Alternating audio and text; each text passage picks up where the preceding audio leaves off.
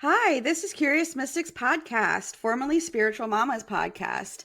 Together we explore the mysteries of the spiritual world, sometimes boldly, Sometimes cautiously.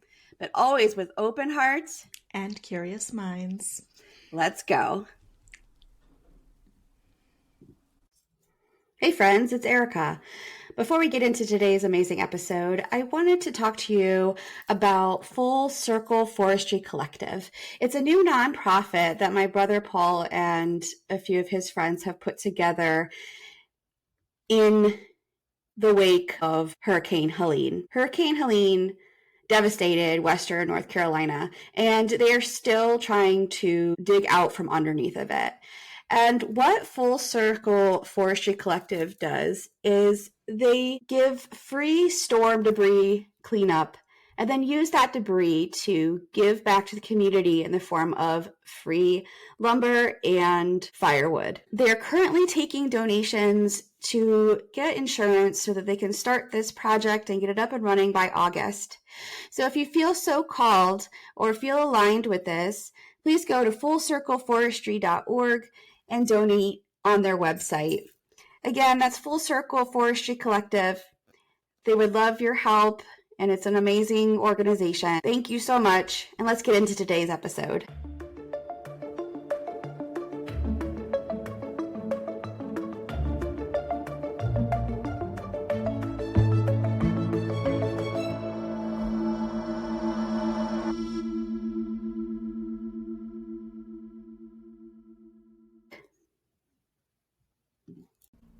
Good morning. Hello. It is morning. Okay. It's Aericka. And Kim. From Curious Mystics Podcast. We're back. Yes, and it is still morning. It is still morning. Yeah, I had to double check. How are we doing? I'm doing okay. The humidity today is insane. Insane. It's not hot outside. I got up this morning to go do my workout, and it was like 64 degrees, so not hot. Mm-hmm. But it's like 95% humidity. I was like dying. Oh, geez. Yeah. Before I even did the workout, I was like, ugh, this is gross. Is it raining there? Yeah. I was gonna say, it's been pouring, I think, most of the morning.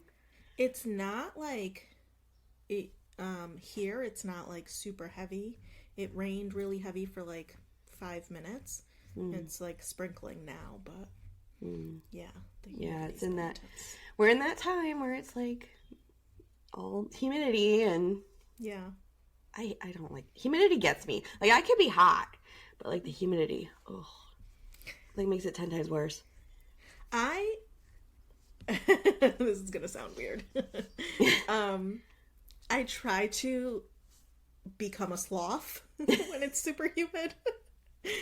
I'm like very slow movements, not a lot of energy output. Just like don't try to think too much, don't try to breathe too much, don't try to be too active. Well, it's like you're slogging through the air. Yeah. I find though when I think about it that way, like think like a sloth, it makes it a little bit more bearable. For me, I can manage it a little bit better. It's not that simple for everyone. Mike hates it. We're always like arguing about it. I'm like, it's fine. And he's like, we're all dying. Yeah. Okay. That's me and shit. Yeah. Only opposite. I'm the one that's dying and he's the one that's like, it's fine. Yeah. Yeah. Yeah, we've discussed this 100 times. Yeah, we're not compatible temperature-wise. So I had an interesting night last night. So my daughter and her husband live in our living room. And I know, that sounds I'm sorry. I know what the setup is, but you just said that and it's like they're I know, it sounds weird, but like it's they have like a little suite in there. It's like a little studio, okay? Like it's not okay, yeah, it probably is as weird as it sounds. But anyways. So they call me. I'm in the other room and they call me and I'm like, why are they calling me? And she's like, can you come here? I was like, okay. So I go up to the door and she goes, do you see the mouse? And I was like, excuse me? And she's like, do you see the mouse, their dog, had a mouse in his mouth and it's gone. And I'm like, why did you call me over to look for a mouse? And their room is right off of our dining room. And I am now scarily looking for like this mouse. And I look over and not even a foot away from me is a 2-foot snake. Stop it. In my dining room. What? I was like, what? He was also looking for the mouse. He apparently. I don't know. They thought it was a mouse that he had in his mouth because they saw like just like a tail. Yeah.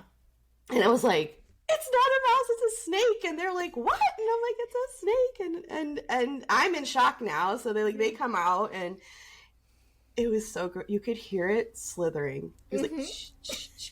I was like, ew. And so it's like trying to get away. So my son-in-law goes and grabs like gloves to go get it. And meanwhile, it like gets into our baseboard. Yeah. And it's gone. And I'm like, oh. Yeah, it's in the house now. No, we are not losing this thing in my baseboards. Like, so I'm like ripping the baseboards apart. Oh my God. And it had backed itself into the corner. And I was like, thank God it was there. Because if we had lost it, I was gonna cry. Snakes are fine. Mm-hmm. I'm not afraid of snakes, but who expects one to have one in their dining room? Yeah. Not me. Yeah. Maybe our Florida friends might. Wow. Definitely not me. So we capture it and we throw it across the street, but yeah. Freaks me out. Wild. Yeah. I was thinking about this the other day. I don't remember if I told you this, but we've been having an issue with birds in the house. And I was thinking about the other day how, like, in the house, I am not okay with animals. Unless I invite them in. I am not okay with animals. In nature, great. I have no problem being around snakes, I can see mice, I can see whatever outside. But in my house, I freak out. I cannot do it. Yeah, I was not okay with this thing being in my house, like, at all. Mm-hmm. And the other thing is, like, earlier in the day, my other son sent a picture of a palm-sized spider in the bathroom. I was like, oh, we're burning it. We're burning the house down. Like, spiders don't bother me, but when they're the size of my hand, I'm a little not okay. Yeah. Yeah. Like, they have no business being that big. Mm-mm. Yeah, so... Just so anyone knows, we're leaving post haste. No, I'm just kidding. The critters are out. That was my evening. Have you ever had a snake in your house before? No. Yeah, no. That could be scary. Yeah, it was very unsettling. Yeah. I think it kind of just throws everything off at that point because it's not expected. Even if you're okay, even if you're the type of person that could be okay with that, it's not something you expect to happen. Right. That was the thing. Like, I was looking for a mouse and I'm like, okay, a mouse is not okay either, but like a little bit more expected. Yeah. At least in this area. I mean, I guess maybe if our southern friends are like, yeah, this happens on a daily. Okay. But in the north, this is not something we get. No. Oh my goodness. Well, I'm glad that debacle's over. It is over. It is currently, as far as I know, not in my house. Great. You are safe. I am safe. I need to do some of those rituals that we just talked about in the last episode. Yeah. Yeah. You need some protection. Yeah. I think the same thing.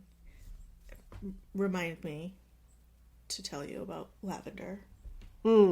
After. Yeah. Okay. All right, let's get into it. Let's do it. So today we are discussing ley lines. Okay. What do you think of when I say ley lines? Okay. Wait, because I think I know this. Well, actually, let me do it this way. Before we had started to do the research and episodes on vortexes, which our first one just came out last week. Our next one will be out next month.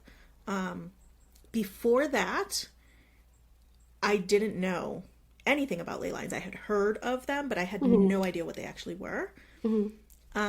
After starting to do some of that research, what I think, and I'm sure that you'll expand upon this. But what I think is like they are specific, maybe magnetic lines around the Earth, and that they may intersect at certain points. Yes. Okay. That's the theory. Okay.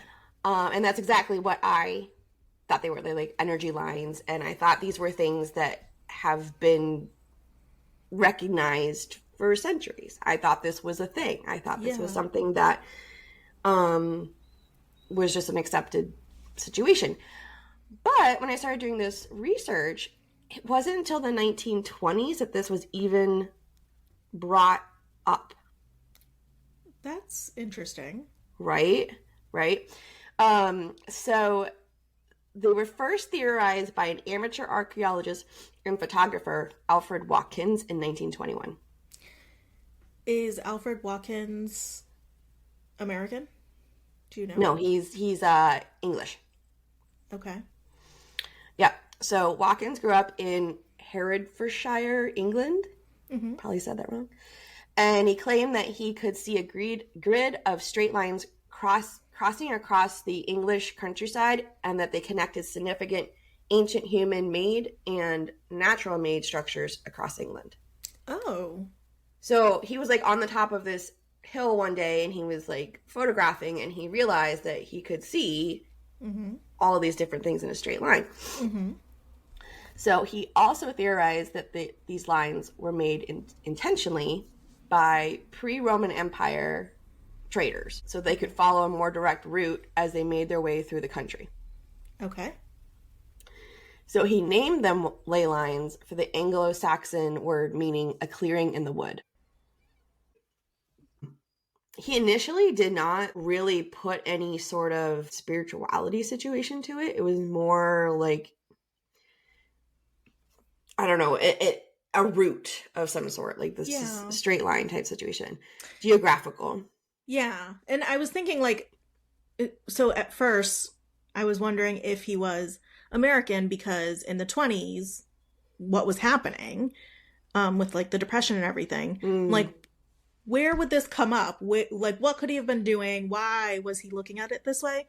But then to know that he was an archaeologist and he was like, you know, just probably taking pictures and scoping things out and realize this pattern, the natural thought process would be, what is the most logical reason for this? Mm-hmm, mm-hmm. So it makes sense that his thought process was that it was from like trade routes and things. Mm-hmm. Yeah.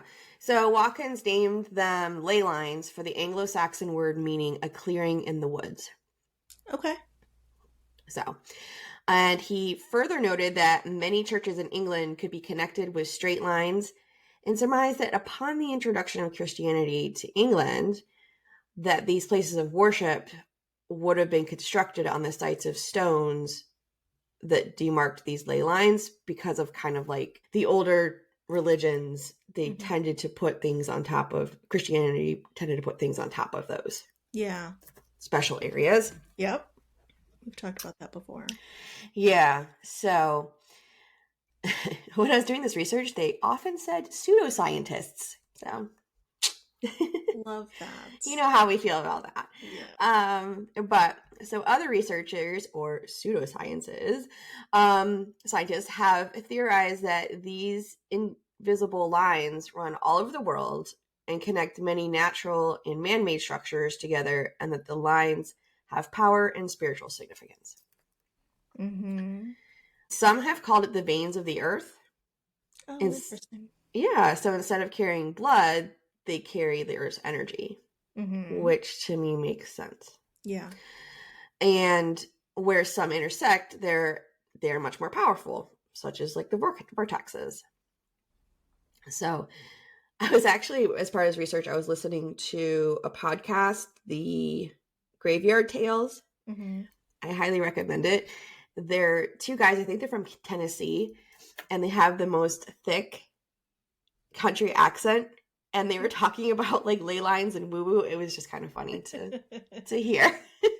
They made great points, and I do highly recommend it, but it was just kind of funny. So his theory was disputed by a few people, unfortunately, saying like, why would people go in straight lines when it would be better to go around a mountain instead of like over it? Yeah. So like the idea of going in a straight line being easier may not necessarily, it might be maybe like the shortest route. Mm-hmm. Hey friends, we just wanted to take a moment to remind you all that you can interact with us on social media. We can be found at Curious Mystics Podcast on all platforms. And if you haven't already, please take a moment to like, subscribe, and share so that we can keep showing up for you guys with new weekly episodes and content. Thank you for hanging out with us so far, and stay curious. But it's not necessarily the fastest because you have to go over mountains and through streams and stuff. So it's also not the safest. Right. So they're like, that probably wouldn't make sense. But if you look at like ancient Roman times, their roads are perfectly straight. I feel like I've heard that before and completely forgot about it. Yeah. So again, in that podcast, they were talking about like, how is that even possible? Yeah. I mean, they're going for miles, like hundreds of miles of these roads that are perfectly straight. Mm-hmm. How do they have the technology to do that? So, I mean, it's hard to even like draw a straight line, let alone like make one over thousands of feet. Mm-hmm. So, let's see. So in the 1960s, a man named Tony Webb, said that ley lines were ways that prehistoric humans communicated with aliens. Okay. Uh-huh. Apparently in the 60s, like in 70s, aliens were a big deal. Yeah. So... Yeah. And I've also heard that aliens instructed humans to build these structures like the pyramids and Stonehenge. So like they were using these lines so that like the aliens could then hop from structure to structure easier. Okay. I can see that. Do you believe the theories of aliens being behind things like pyramids and stuff like that? That goes down a whole nother rabbit hole. Maybe that's a different episode. Listen, maybe at some point, I 100% believe in aliens. 100%. The extent of their direct impact on Earth and our structures and things, I have no idea. Yeah, I'm with you with the alien. I mean, I believe in aliens. Yeah. I mean, why wouldn't there be, right? Like, we can't be the only thing that exists in the universe. But, like, if they actually came down and, like, gave us all this information, I don't know. Yeah. And to do all that and then not stick around? Yeah, like... All right, bye. We just want to make you better. Now you guys can tell other people about us in the future and they won't believe you. Exactly. Yeah, it's kind of weird. That's another episode. All right. Yeah. So during the 60s and 70s, ley lines got picked up by counterculture. And it was just one of those things that kind of was associated with counterculture because counterculture in the 60s and 70s was like a big movement. Mm-hmm. And it started to take on a more spiritual context at that time. And then in the 80s, two scientists showed that they really were so many special structures in Great Britain that anyone could draw a line through any of them. I'm sorry. Let me start again. So in the 80s, there's two scientists that were trying to debunk this.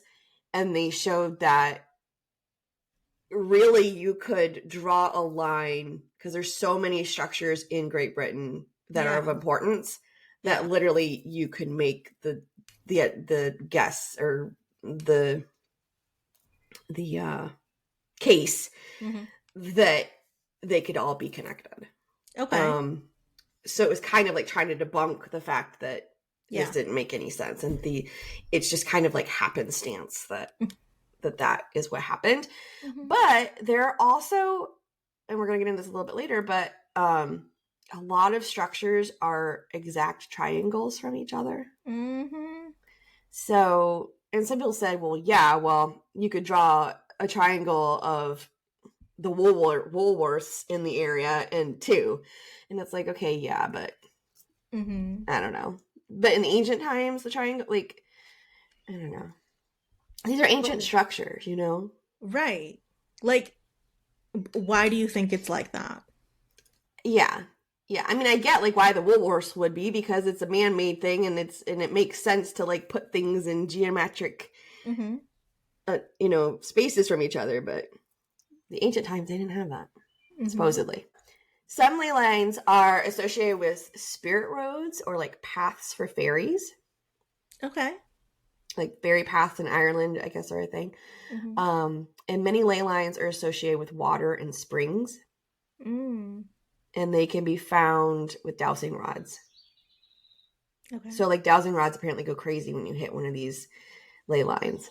Mm-hmm. Feng Shui is based off of dragon currents, Mm-hmm. which like buildings and rooms need to allow for the flow of these dragon currents. So it's kind of another take on, there's these currents that are running through the world. Yeah. It's not England. It's Yeah. in Japan. Many megaliths are often set in ways that are associated with astronomical events, Mm-hmm. and often they are markers of where ley lines intersect. Mm-hmm. So, like, such as Stonehenge Yeah. and the ones in Glastonbury, Yeah. England.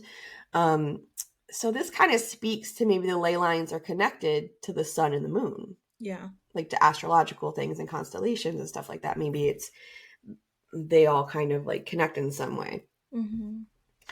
Also, many structures are set out in perfect triangles from each other, like I said, Mm-hmm.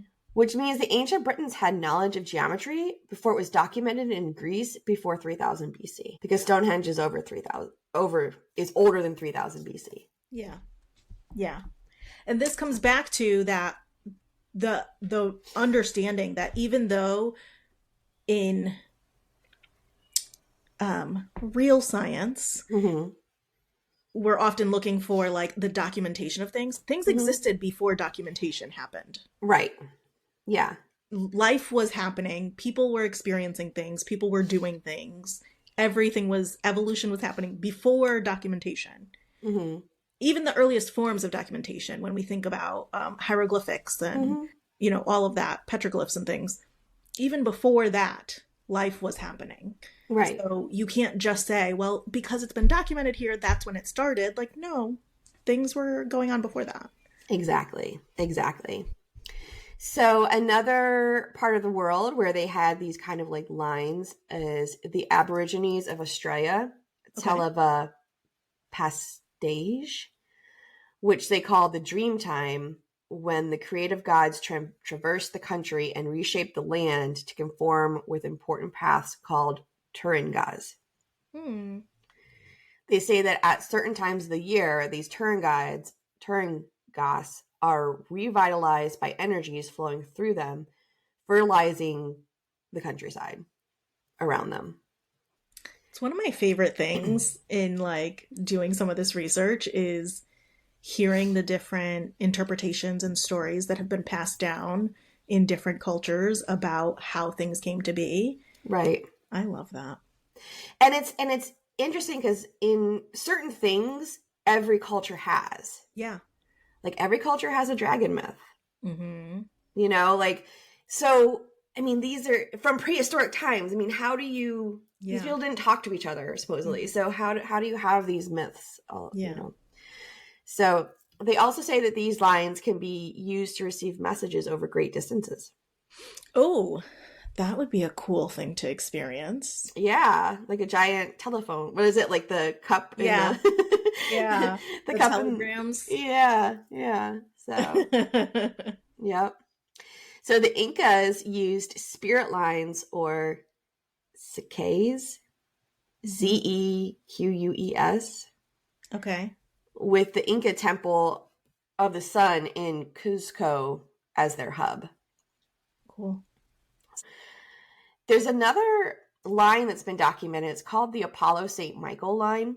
Mm-hmm. And it's a direct line, like straight line, from Skellig Michael in Count Kerry, Ireland, to Stella Marie Monastery in Mount Carmel, Israel.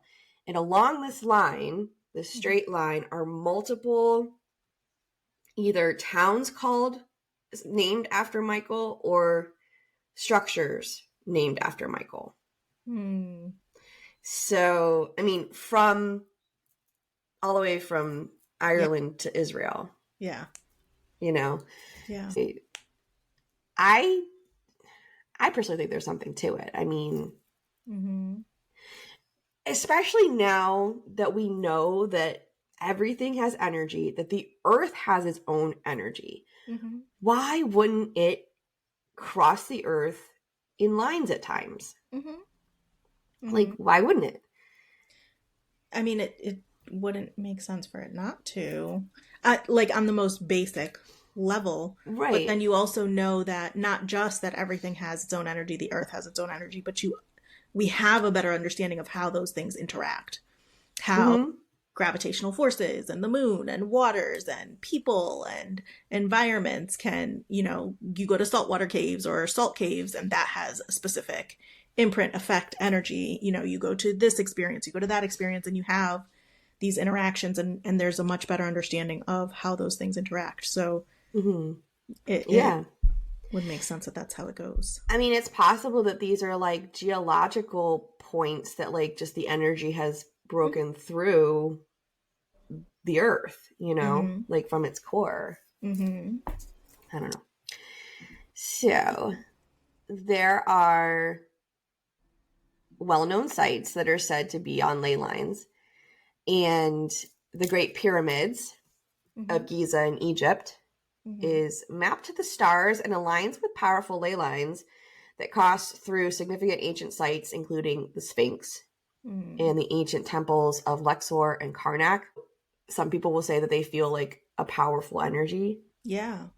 So that's the thing about ley lines, is that if you come across these and you have like kind of that like more intuitiveness, you can feel energy, supposedly. And then again, where they intersect, kind of like Sedona, like we talked about, the vortexes, they're much more powerful. Yeah. So Mount Shasta in California, United States, is a big one. It's a popular hot spot, and it's referred to by many as the root chakra of the world. That's pretty cool. There's actually Mount Shasta is an interesting place. We're gonna do an episode, like one of our vortex episodes, on it, but like supposedly people like go missing, like just missing. There's like a lot of stuff going on with Mount Shasta. It's also associated with much mysterious activity, and supposedly you could meet with like ascended masters and Bigfoot. Yeah. Obviously. The Serpent Mound in Ohio. So okay. I think I've been there. I feel like we went on, because I'm from Ohio, I think we went on a trip there, or maybe I just learned about it because it's in Ohio. This prehistoric, it's a mound that's like of earth that is shaped in a serpent, and it's gigantic. Okay. I think I've seen. Yeah, and it's believed to align with Native American ley lines, which also connected with Teotihuacan in Mexico. I think it would be really interesting to be on either end of this, either the person who is, or the people who are like putting this information together, to be able to visualize this, taking out a map of the world and being able to pinpoint them like a, I don't know, CSI moment of, okay, let me connect all of my red lines. Right. And look at the patterns from that perspective of initially discovering this. And then on the other side to say, oh, here's all the information that people have discovered, and let me visualize that and put that together and see for myself where their connections are and how they can come to that conclusion, or what else could be missing, or what else could be there that... Yeah. There's a couple websites that I found that showed the ley lines, but they kind of differ. Okay. So I think it depends on how people are interpreting it, I guess. So there's the Michael line, and then there's the Apollo Athena axis in Europe. Okay. And it connects important ancient sites across Europe through places like Mount Saint Michel in France, and continuing through Delphi, Greece, which Delphi, Greece has the Delphi temple, which was used through ancient Greece as an oracle. So that's a big place. To the Temple of Apollo in Athens. So they historically linked with the gods Apollo and Athena. There's the Paris Meridian ley line in France. Okay. And it's also known as the Rose Line. And it runs along the Paris Meridian, which is like the prime meridians of the world. And it has ancient structures on it like Chartres Cathedral. And it's associated with a lot of myths beneath Paris. And actually they talked about it in the Da Vinci Code. Oh, cool. Yeah, that book. There's the Nazca lines in Peru. It's a set of large geoglyphs in the desert that have been linked to the ley lines by some researchers. And they're enormous drawings of animals and shapes that align with astronomical events and are believed by some to be part of a vast ley line system. That's pretty interesting. Here's a cool one. The rainbow serpent in Australia. So it's a very sacred spot to the indigenous Australians, the Uluru. And it's a very significant point in the global ley line grid. And it's known as many as the solar plexus of the world. Oh. And it's a very magnetic point. And it connects to Lake Titicaca in Uluwatu along the female Great Dragon ley line, known as the Rainbow Serpent in Australia. This mountain apparently turns colors depending on what's going on astrologically. Oh, that's wild. Yeah. So that'd be crazy. That's like when you see people who have eyes that change color, like the Hazel family that can like change depending on what they're wearing or the weather or whatever. Yeah. Yeah. So those are some of the big ones out there.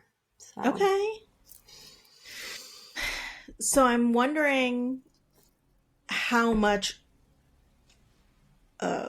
overlap there might be versus how much is distinguished based on the location and culture that has identified the lines and the significance to that location. Yeah. I mean, I personally believe in them. I mean, I believed in them before I kind of knew, but I mean, it's just too coincidental that there's so many of these major structures across the world that kind of don't even make sense to exist. And you can kind of connect them to other structures across the world. Yeah. And people have documented that they feel certain ways in those areas. So I mean, are they, maybe they're not ley lines, maybe there's something else that's connecting them. Maybe it's part of a different geographical or spiritual or astronomical thing, but there's definitely something there. Yeah, I agree. And I think, well, one, I don't really do coincidences. But two, if it's maybe the exact terminology or the exact mechanism isn't completely understood, but it's something significant enough for massive groups of people to experience it, to acknowledge it, to use it, or connect with it in some way, or connect with each other in those areas in some way. So that is pretty undeniable. And I get that, okay, so the first person to kind of talk about this was some guy in England in the 1920s, but it doesn't mean that people weren't experiencing something in those areas and not really recognizing what they were. And or they did talk about it and then they got burned at the stake as a witch. So right. You know what I mean? I mean, prior to the 1920s, you really couldn't talk about something that wasn't Christian. Yeah. And that's another important piece to remember is the language used, or the openness that people discuss certain topics with. Even today, you can't go into certain spaces and have these types of conversations because you're ostracized or judged or kicked out of that place or whatever. So right. back then it was so much more intense and so much more looked down upon. So for the first documented discovery of this to be a person maybe not looking at it from a spiritual lens, yeah, you're going to think logically, what could this mean? And okay, my brain has put together a scenario and that makes sense, and so that's what I'm going to say it is and keep going. But to look at different perspectives and recognize the pattern of connection in all of these, you would be kind of a fool to not consider those things. Yeah. And it wasn't until the 20s, when 20s was kind of a revolutionary time. So, you know, people were coming out about just kind of radical things. So, yeah. But yeah, I mean, you have all, again, it goes back to like that dragon myth. There's all these ancient civilizations that have these very spiritual places. Yeah, that just connect to other very spiritual. I said it before, but it just, I don't know, it just boggles my mind. Yeah. And recognizing that, like, there may be people who don't connect with it in that way, and that's, you know, that's okay. There's nothing wrong with that, but that doesn't discount the people that do. Right. Exactly. So, yeah, that's pretty cool. I wonder what it would be like to go to some of these and like to walk the paths on some of these ley lines. Yeah, I wonder if anybody's done that. I was at Stonehenge in 2000. I don't really remember the experience, to be honest. I'm not very good at remembering things like, but yeah, I was there. That seems like a lifetime ago at this point. Oh my God. What, over 25 years ago? Yeah. Jeez. Quarter of a century. Like, a long time. Okay. Let's like just back off that. But down. Considering I was 21 a quarter of a century ago. Listen, not okay. It happens. You just keep gathering new experiences and keep growing. But yeah, I would love to go to some of these places and to experience them. And I don't remember if I had said this before, but the way that I used to travel was very much, I didn't do any traveling as, well, that's a lie. The only traveling I did as a child was to Puerto Rico. We would go on family vacations to Puerto Rico to visit family, and that was it. So that was the only real travel experience I had. And then when I left my childhood home and me and Mike moved in together, we decided that we wanted to do traveling every year. And he is a foodie and basically a chef. So we would do traveling based on where we wanted to eat, the types of food we wanted to eat, what types of food we wanted to experience, the culinary experience we wanted to have. Which is fun. Yeah. Oh my God. So much fun. And I absolutely will continue to do that. But I think I'm shifting perspective and moving more towards what types of spiritual experiences I want to have. Yeah, definitely. I will be in Mount Shasta in August. Yeah. So we will definitely be doing an episode. I'm hoping to potentially do a live if I have time while I'm out there. So I'm going out for an actual spiritual retreat. So that will be so much fun. Yeah. So I'm super excited about that. So we'll be able to tap into that. I mean, if nothing else, it's a vortex, supposedly, and there has been so much documentation about it. So we'll do an episode on it, and hopefully, again, I'll do a live, and we'll see what happens. Yeah. So more to come. All right. Well, like us, subscribe, email. We have an email now. CuriousMysticsPodcast@gmail.com. So if you've been to any of these places and you want to share with us, let us know. Yeah, definitely. So, all right. Until next time, stay curious. Exactly. Bye. Bye.